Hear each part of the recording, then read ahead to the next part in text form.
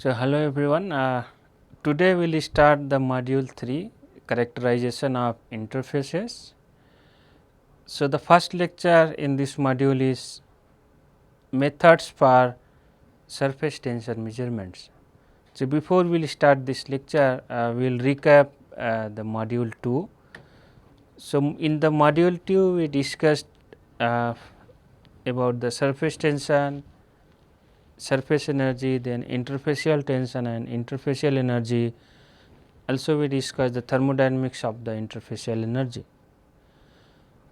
Followed by that, in the next lecture, we saw what is the wettability or contact angle and how it is related with the Young's equation, how the wettability is related with the spreading phenomena, what is the effect of different chemical and physical heterogeneity on the wetting process, and then we just saw the contact angle hysteresis, which gives the information about the heterogeneity or some changes in the interfacial energy.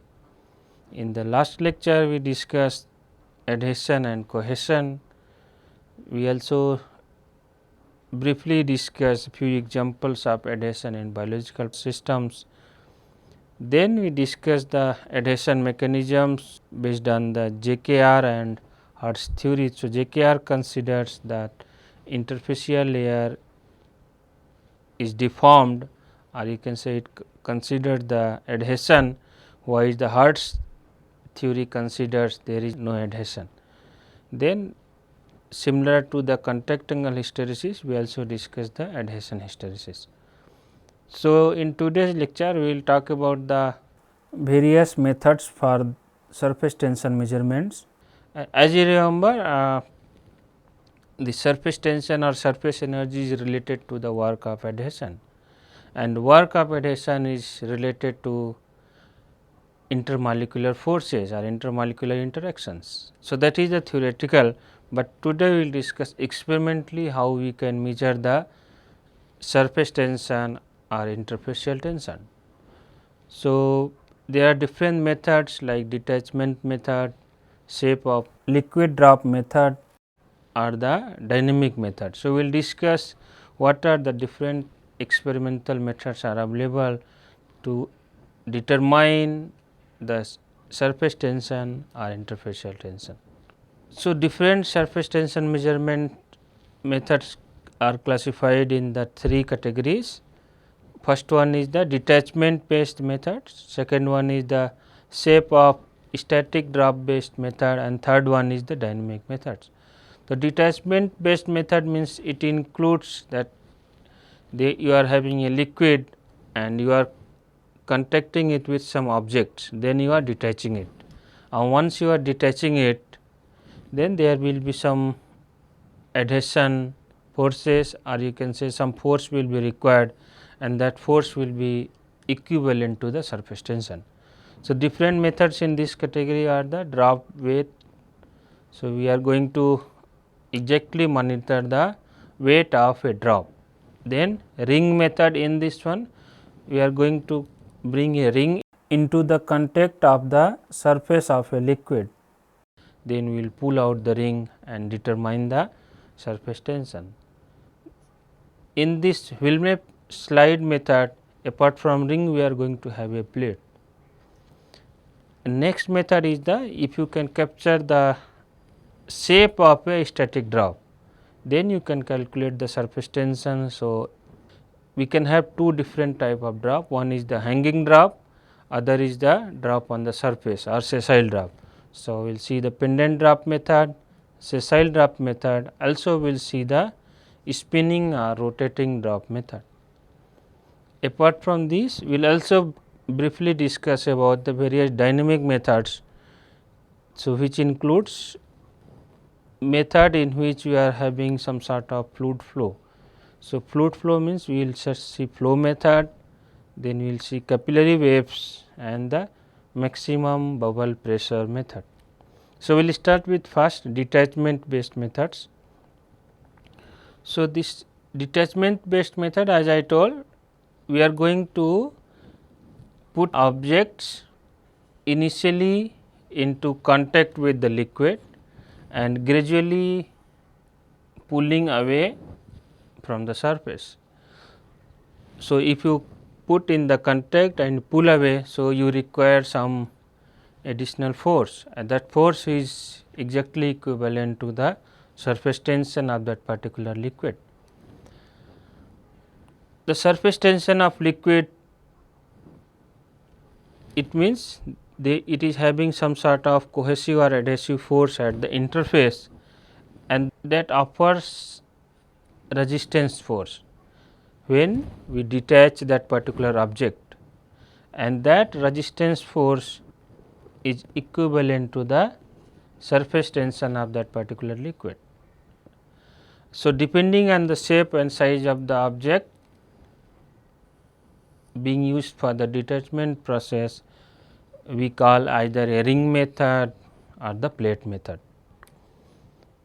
So, very first one we will see the drop weight method. So, this is the old method being used for the measurement of surface tension at both the interface, liquid vapor and the liquid liquid interface. So, typically for the liquid vapor we call the surface tension, and for the liquid liquid we call the interfacial tension.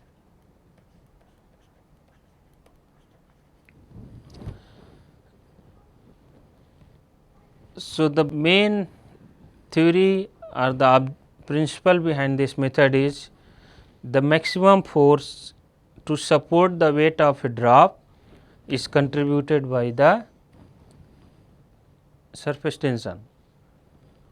So, if you can measure the weight of a particular drop, you should be able to calculate or estimate the surface tension. So, in this method we allow the drops from here to fall in the container, and we count the number of drops, how many number of drops is coming, because measurement of weight of one drop may not be very accurate. So, we consider the weight of drop until enough to accurately determine the weight per drop, and once the weight per drop is known, then we calculate the surface tension of the particular liquid. This method is also known as stoichiometric method or drop volume method, because we are going by the drop of a particular volume. Once the weight of a particular drop is known W, then we can calculate the surface tension using the Tate's law, which says that weight of drop is directly proportional to the surface tension. Here R is the capillary radius, and again you see there is a extra term called F. F is known as the error factor or the correction factor. So, if you just see what happens during the formation of a drop from a capillary tube, the weight of drop is increasing, and once the weight of drop is sufficient enough, then it detaches from the capillary. Now, if you see it is detaching from the here, but again there is some volume of the liquid is still attached to the capillary, and it is found that about 40% of drop volume is left at the tip of the tube.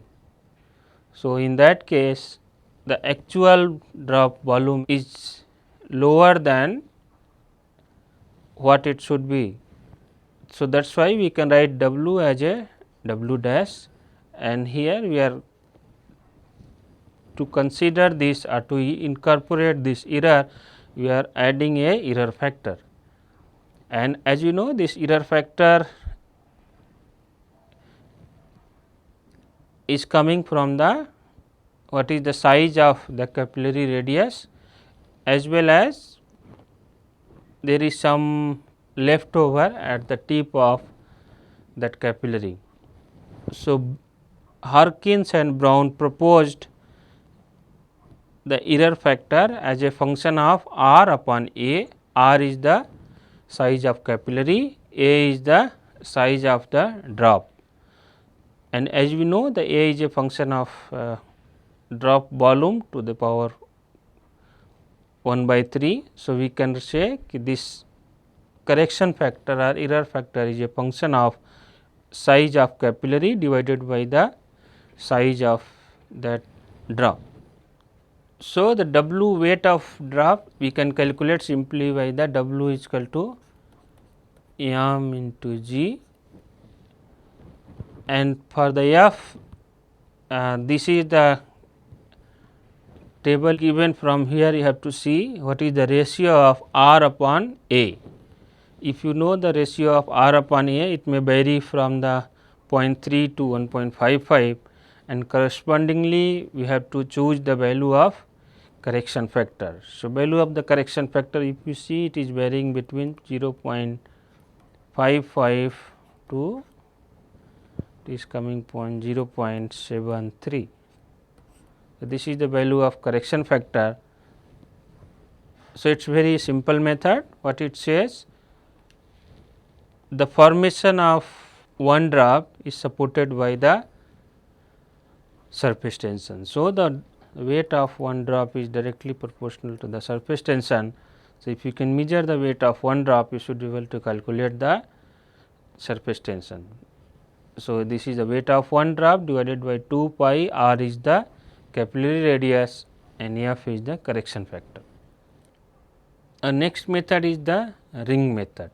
So, in this method what we are doing is, there is a liquid surface and we are putting a object, or you can say you are putting a ring. Typically that ring is called the Du-Noyer ring. So, this is typically a ring like this, a ring, and then we are going to pull this ring, and if you pull this ring from the interface, there will be some sort of resistance offered by that liquid, and that resistance force will be equal to the surface tension. There is a ring here, this is a surface. Once you bring the ring into contact of the upper layer of the liquid, then you are pulling it out. So, the total weight will be the weight of ring plus surface tension or interfacial tension of particular liquid. So, interfacial tension into 4 pi r. 4 pi r is the its perimeter of the ring. So, this is very simple method based on the force balance, which says that if you are pulling the ring which is in the contact of the interface, so the force applied will be equal to the surface tension.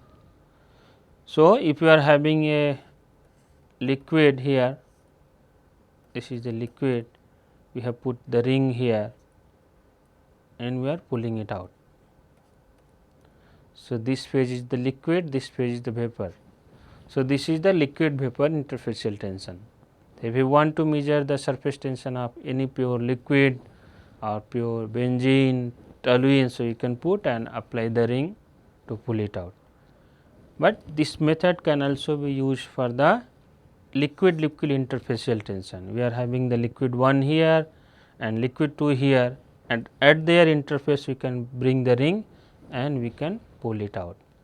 So, this method, ring method, can be used for the measurement of liquid vapor interfacial tension as well as the liquid interfacial tension. So, here again, as this ring is coming into contact of the liquid, if you pull it out, there will be some sort of liquid will be still attached on the surface of the ring. It will not be 100% detachment without any contact of liquid and the drop. So, whatever weight we are measuring, that weight will also include the some leftover fraction of that particular liquid.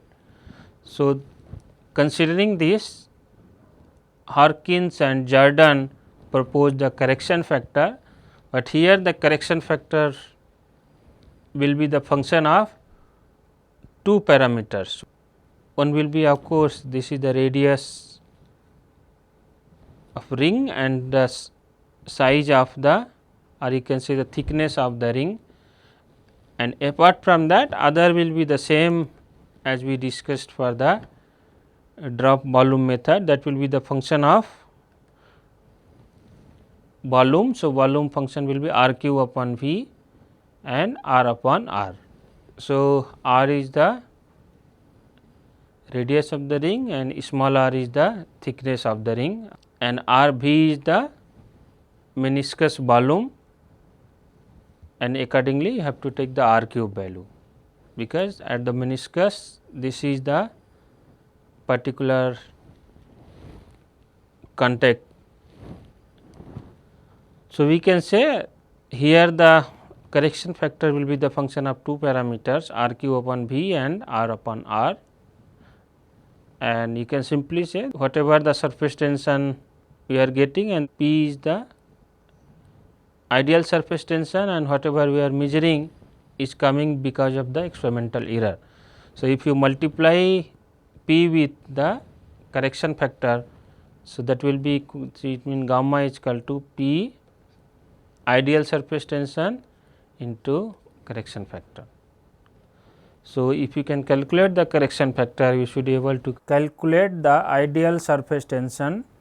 So, this is the measured surface tension, this is the correction factor. So, you should be able to calculate the ideal surface tension. This is one typical instrument, or you can say experimental setup. So, here this is a bowl which is filled with the particular liquid,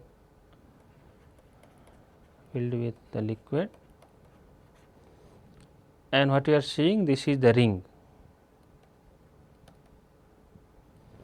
The ring is coming in the contact, and then instrument will pull it out, and once it is pulling it out, it will automatically measure the W total, and once it is measuring the W total, it will automatically calculate the surface tension.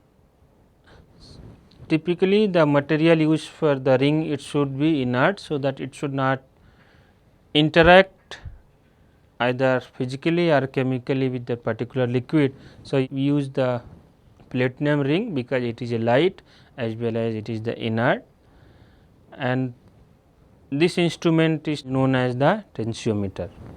So, the instrument which we are using to measure the surface tension, we call them as a tensiometer.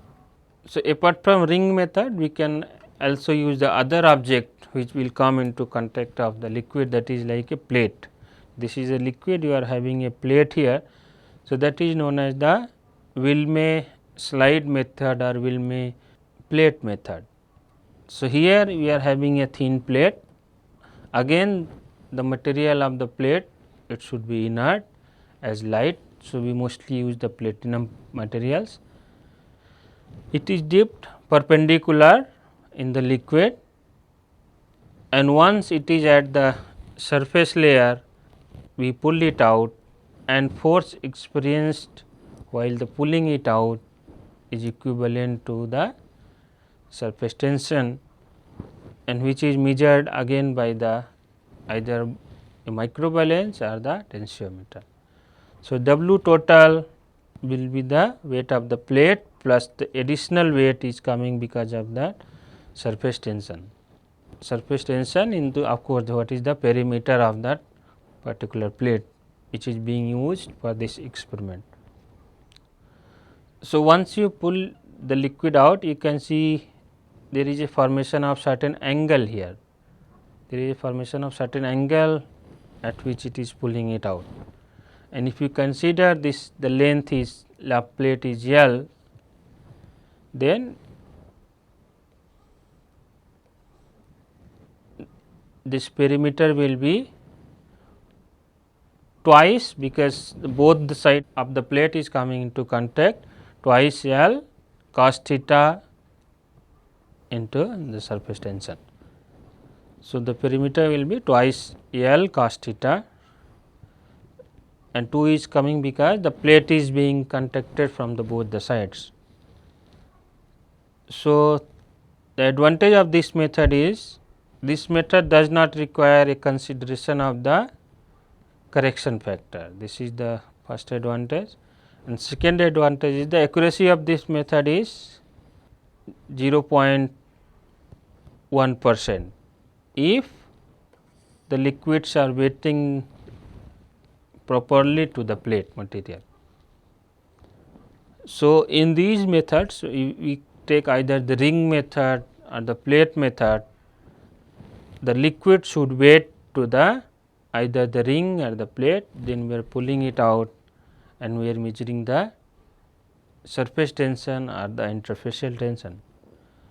So, what is the requirement for the material of the ring or plate is that it should be inert, it should not chemically interact with the liquid, also it should be of the lightweight as light as possible.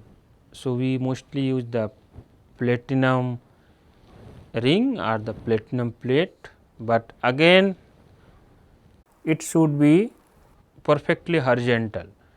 If this is not perfectly horizontal, then again the one part of the ring or plate will touch the liquid, other part will not touch the liquid.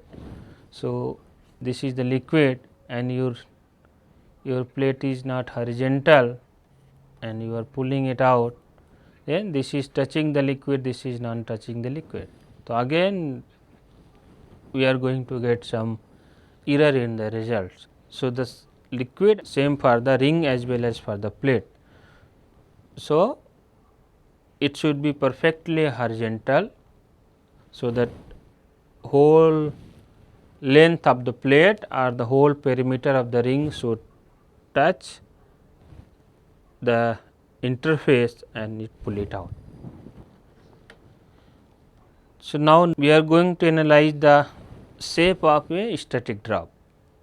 As we understood, the formation of drop is regulated by the surface tension of the particular liquid. So, if we can form the small drop or the bubble, typically it tends to be the spherical. Why? Because the surface forces depends on the area. If it is spherical, then it is going to have, let us say this,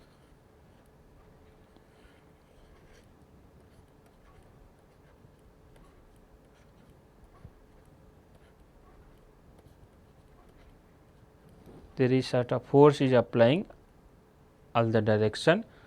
So, if it is the spherical, it is going to minimize the contact. So, that is why they are coming through the intermolecular interactions, then it will form a particular well sphere, but again if there is some external force, as we know mostly the gravitational force will be there, then what will happen? It will not let it be perfect sphere, it will try to deform it, but the only thing is that this gravitational force depends on the mass, or you can say it depends on the volume of the liquid. That is why we are talking, you have to deal with the small drop or the small bubbles. So, there are two ways we can put a drop on the surface or the interface. One is the hanging drop, second is the sessile drop. So, this pendant drop, this is the sessile drop. So, this dimension of the drop under no disturbances. No disturbances means of course, the gravitational force will be there, but we will try to minimize it, but apart from that there should be no other external disturbance. And if you capture the shape of the static drop, then we calculate the surface tension.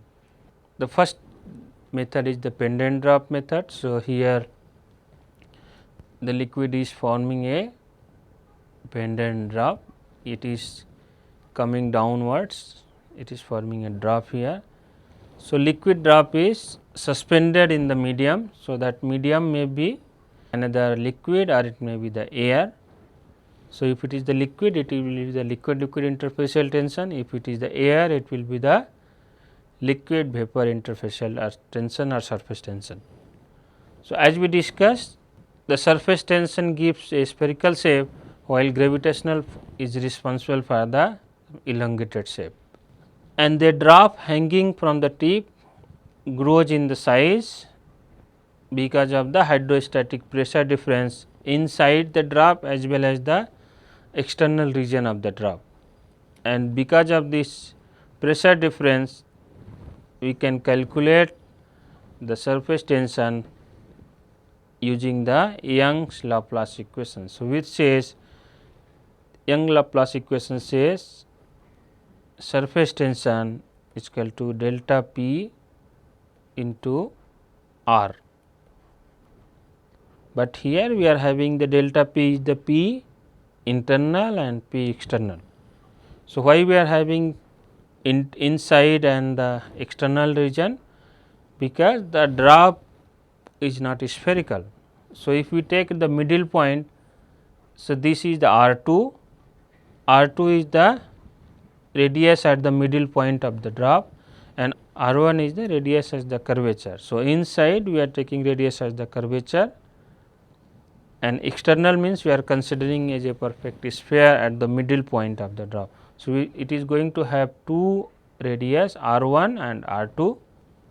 So, using very simple Young's Laplace equation, if we can estimate the delta P and we can calculate delta P, then this R1 and R2 we can analyze from the shape of that particular static drop, then we easily estimate the surface tension. So, delta P we have to estimate the delta P and the R1 and R2 we have to estimate from the image of the static drop, then we calculate the surface tension or the interfacial tension. Next method is the sessile drop method. The earlier one was the hanging drop, here we are putting the drop on a surface. So, we put the small drop and its shape depends on the line tension along with the contact line. Okay. So, here again the surface tension is directly related to the what is the height of the particular drop and the surface H. Delta rho is the difference in the density and G is the gravitational force upon 2. So, in the hanging drop also if you measure the value of H, which we can analyze if you have captured the static drop, then we delta rho density difference is of 2 medium. If it is liquid air, then we have to take the density difference between liquid and air. If it is between liquid, then you have to see the density difference between two liquids and G is the gravitational force. So, we can calculate the surface tension. Apart from the surface tension, this sessile drop is mostly used for the measuring the contact angle. That will be discussed for the contact angle measurement. So, whatever the contact, if you draw a tangent at the contact, so this is known as theta. So, if you having liquid drop like this or you can say sessile drop like this, you draw a tangent here and this angle is the theta. That theta is known as the contact angle. So, this sessile drop method is also used to measure the contact angle. So, that we will discuss in the next class. So, next method is the rotating or spinning drop method.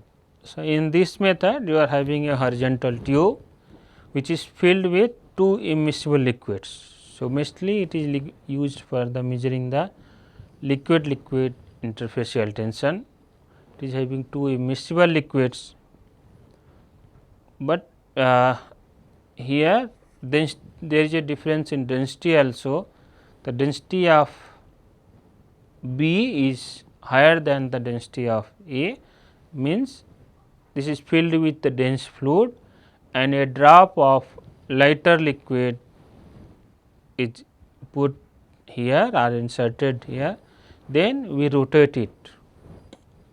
So, once we rotate it, the drop of a first forms a circle, then it reaches to the center here because of the centrifugal force. Then it again, if you continue rotating, it elongates, then it deforms to the ellipsoid, and finally it end up with a, this is a big cylinder and the small drop is also forming a small cylindrical shape.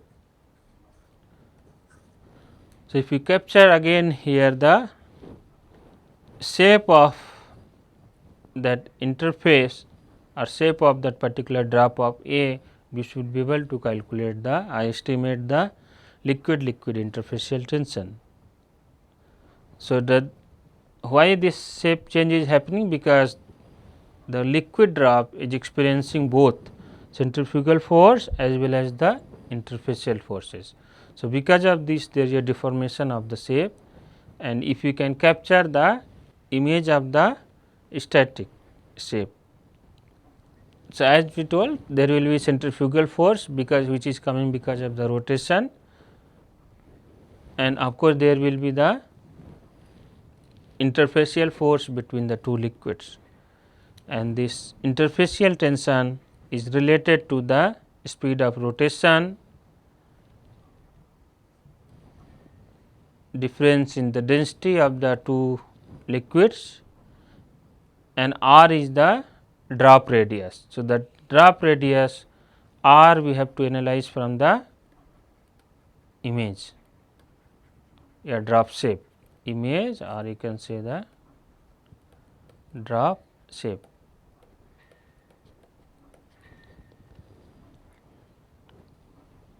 So, if you know what is the speed of rotation omega, difference in the density, what is the drop radius, then we can estimate the interfacial tension using the Vonnegut equation. So, this equation is also known as the Vonnegut equation. So, these were the three methods, hanging drop, sessile drop and the rotating drop. Now, next we will see the dynamic methods. So, in dynamic methods, typically if there is a liquid, it is coming at the interface, there will be the adsorption at the interface, and if there is a adsorption, so we should be able to see some sort of the change, or you can see, you should be able to see some sort of the deformation at the interface, and the particular shape will be formed at interface because of the surface tension.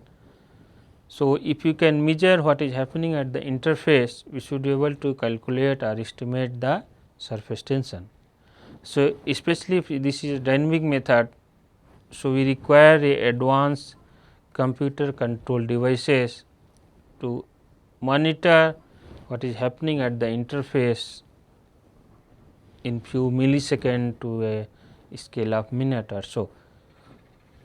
So, we have, so particular these methods require the computer control devices to see or to monitor what is happening at the interface, at the whatever change is happening at interface is coming from the surface tension or the interfacial tension. The first method is the flow method. So, in the flow method what we are doing is, we are having a orifice, but this orifice is non circular. We can say it is like a elliptical jet, and if you flow that liquid, so this method is not suitable for the liquid air interface, but this is suitable for the liquid interface. So, if you flow the liquid, so what will happen? It is having the elliptical shape, it will go to the circular shape, then it will go to the horizontal elliptical shape, again it will go back to the circular, then it will go back to the its original elliptical shape. So, this is like a forming a particular wave or a particular cycle. So, starting from the elliptical, circular, then horizontal elliptical or cylindrical, then again circular, then elliptical. So, if you can capture this cycle, so lambda is the wavelength, we consider lambda is a wavelength here from change of one shape to the repeat of the same elliptical shape. And so, considering this initially started by the Rayleigh and finally, the Bohr mathematically proposed, we can calculate the surface tension or interfacial tension if we can monitor or observe this phenomena. So, it says 4 rho is the density, V is the volume velocity. So, there are two parameters we are playing with, one is the B and other is the R. So, R is the sum of the minimum and maximum half diameters. So, there are different half diameters. So, this is the sum of the minimum and maximum half diameter, and B is the differences between the minimum and maximum half diameter. So, these two parameters we have to analyze from these images, or you can say computer control devices, and once this B and R is known, in this equation we can easily calculate the surface tension. So, what we need is the B, R and lambda. So, if this is known, we can use the Bohr's equation or the model proposed by the Bohr to we can directly estimate the surface tension or interfacial tension. So, next method is the capillary wave. So, what it says is the if you are having a liquid in the other liquid or a drop of liquid into the deep body of the liquid. So, the wavelength of ripple on the surface or interfaces depends on the surface tension. So, it means the surface tension will decide what is the wavelength of the ripple at the interface if you are putting a drop into another liquid. So, to see after seeing this phenomena, Kelvin mathematically proposed that the velocity of propagation of this capillary wave. So, we call this wave as a capillary wave is directly proportional to the wavelength as well as the interfacial tension. So, it says the velocity of propagation is sum of the is wavelength plus interfacial tension. So, we have to what you have to monitor is the wavelength, and once we know this wavelength we should be able to calculate the. So, we require this wavelength and this velocity. So, velocity we can also get from the tau period of the ripples, either velocity or tau.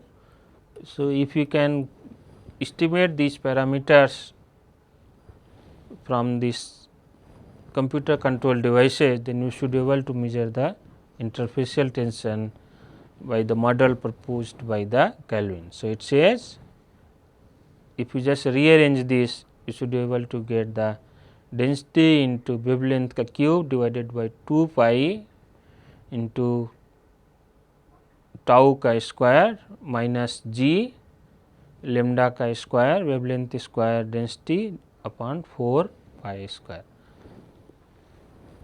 So, here again we have to determine wavelength, period of the ripples as well as the r, the velocity of the propagation. Once this is known, we can estimate the surface tension. So, the next method is the maximum bubble pressure method. So, in the liquid we are going to form a bubble of, let us say, bubble of the air.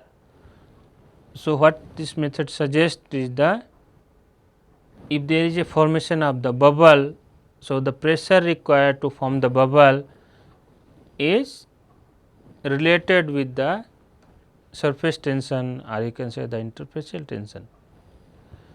So, dynamic surface tension measurement using the maximum bubble pressure method. So, what is the maximum pressure required to form a bubble, and its resolution, as I told this, it may be in the millisecond time frame. So, we require very advanced computer control devices. So, if you add the bubbles, there will be increase in the system volume relative to that of the bubble.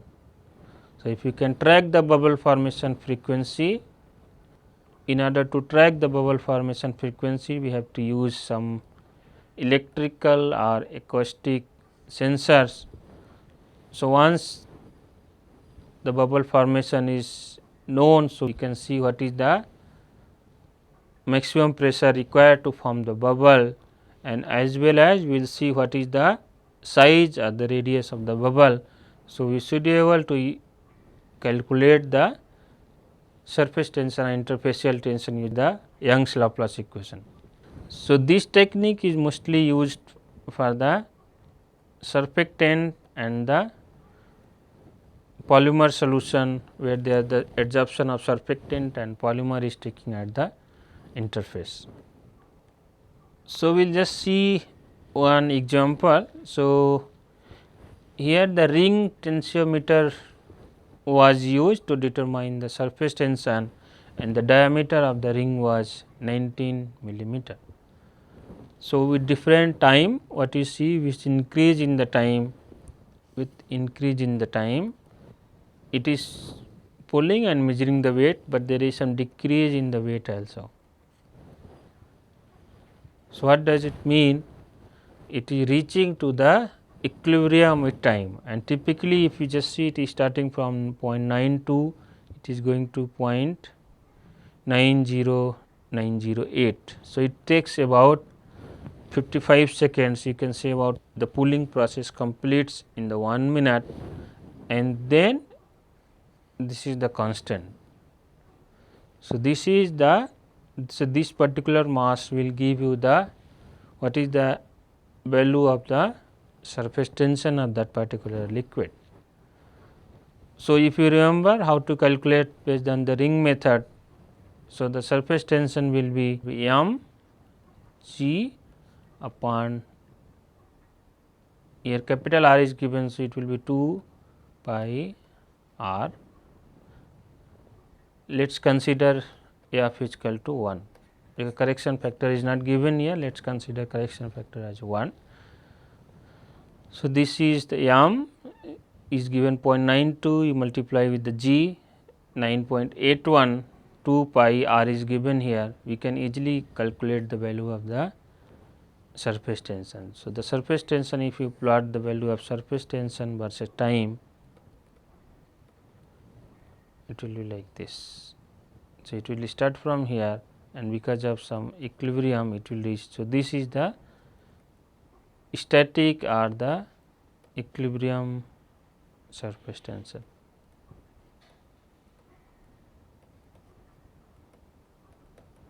So, if I calculate here, so based on this, its value will be coming around 75.7, and here it will reach to the 74.6 or something like that. So, we can easily calculate here what is the value of surface tension. So, it will be mass into g divided by 2 pi into the, what is the r of the ring, that is given, that is 19 millimeter.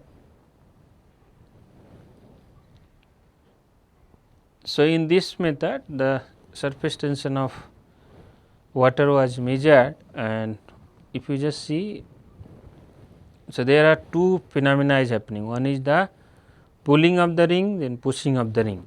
When it will push the ring, then again it will experience some resistance that is equal to the surface tension, as well as if it is pull, then again it will experience the almost similar surface tension or similar resistance that is equal to the surface tension. So, we can see the black dots are representing the during force required during the pulling, and the red dots are the during the pushing. So, what we are seeing, the same phenomena we are observing here, the surface tension in around 50 seconds or so it is coming to the static value. So, it is a dynamic process and it reaches to the equilibrium in about 50 to 60 seconds during the experiment. Here the surface tension of water we are measuring is about 70 point, the equilibrium area is coming 70.2. So, as I discussed, we are measuring experimentally the surface tension, and the surface tension depends on the work of adhesion and work of cohesion, and work of adhesion and work of cohesion is related with the intermolecular forces. So, now the surface tension is, as intermolecular forces vary with the temperature, then surface tension also depends on the temperature. So, if you are measuring experimentally also, the experiment should be performed at a constant temperature, and the measured or the estimated surface tension is reported as the observed interfacial tension at a particular temperature. So, here I conclude this lecture. So, we discussed three different methods to measure, experimentally measure the interfacial tension. The first one is the detachment weight method. So, in the detachment, first we saw if you want to detach a drop of the liquid. So, the rough shape of the drop of liquid is, you can say the formation of the drop is related with the surface tension of that liquid. Second method was that same formation of the drop as a pendant drop, and next was the sessile drop. So, if you can statically analyze the shape of the drop, either pendant drop or the sessile drop, or you can say the rotating drop, then we should be able to measure the interfacial tension. Also, we can apply some particular objects like a ring or the plate to estimate the surface tension. So, we discussed the Dunois, or you can say circular ring, as well as the plate, a thin plate, to measure the surface tension. And in the last, apart from that, if you are having some computer controlled devices, so we can use the dynamic method to measure the surface tension. So, that where the flow methods, capillary waves, are the maximum bubble pressure method. So, here I conclude this lecture. Thank you.